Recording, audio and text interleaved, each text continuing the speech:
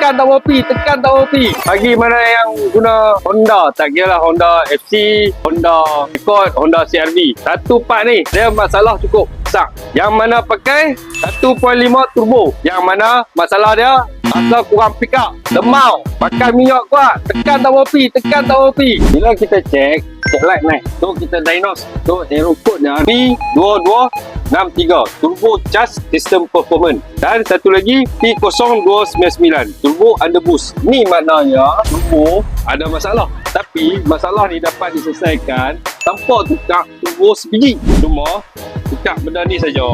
Jadi benda ni saja yang problem. Ni lah boost nak buff, tu tukar yang ni saja.